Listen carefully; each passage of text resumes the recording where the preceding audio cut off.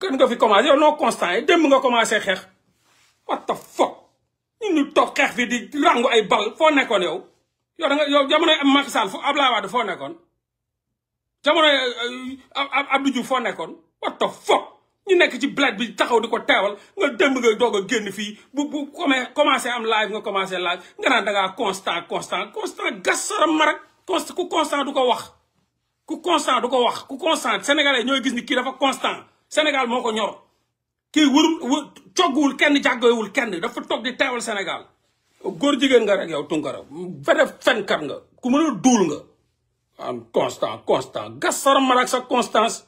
dara gëmu ko dóor rek ngay def dóor rek maani rek ak naa fëq moom mooy koo xam ni day xool fu mu gën a arrangé rek yeah we go on avance moom dëgg bi laa lay tegal dem sama yoon boo dee góor nga rek ñëwal ci man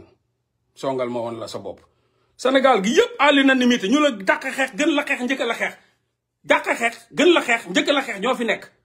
li may wax ba léegi sëriñ xawma mba lan géy mi journaliste moom la wax li may wax boo télé boo ubbi moom la wax da munoo fee naa fekk ba changé mbir yi naa fekk munoo fee naa fekk ba changé munoo fee naa fekk ba nit di noppi boo àndoog ñaar fukki junni dama ne yonent bi sallallahu alayhi wa sallam wane na exemple boo xam ne yàlla daf ne dox leen ci dëgg yonent bi 313 la woon moom ak 313 doomu aadama ñoo àndoon face à 10 000 yëfër yonent bi sallallahu alayhi wa sallam Muhammad sama turando moom ak 313 ay soldats ñoo dem duma soldaaru 10 000 doomu aadama donc ñun ay ful jaaxuluñu tant que ñu ngi ci dëgg dañu ànd ak yàlla ku taxaw suñu kanam dina lu duma bu ñu xoolee ci suñu prophète suñu Muhammad fa mu jaar ak 313 kese 313 gi nu mu yombee moo jàmmaarloo ay soldats yëfër yu mat 10 000 da leen a duma daan leen ndax dafa dox ci dëgg ñee dox dajale junni kon benn réel moo gën camion fake man benn bu dëgg bu ma topp moo ma gënal junni yu faux yoo xam ne suba mun nañ la lekk gëmuma loolu ragalal yàlla grand ñii duñ la jox lekk duñ la jox naan loo lekk yàlla la loo naan yàlla la ragalal yàlla ak nga fayda torop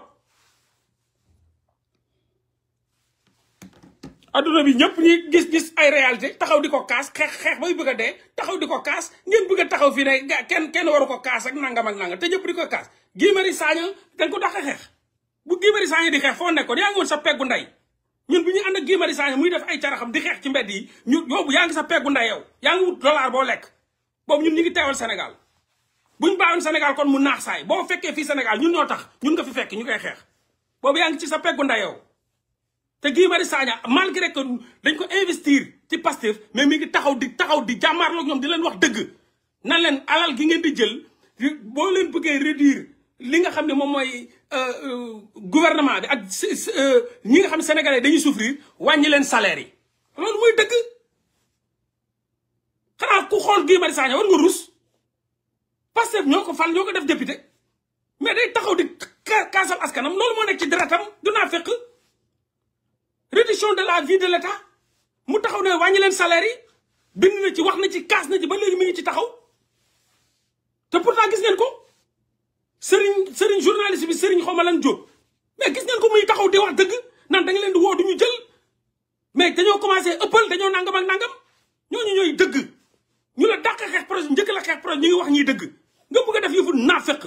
bëgg a ànd ak parce que da nga bëgg ful ngay wut wala ay nit ñooñu ay nit kese lañ dañuy dee suba duñu dara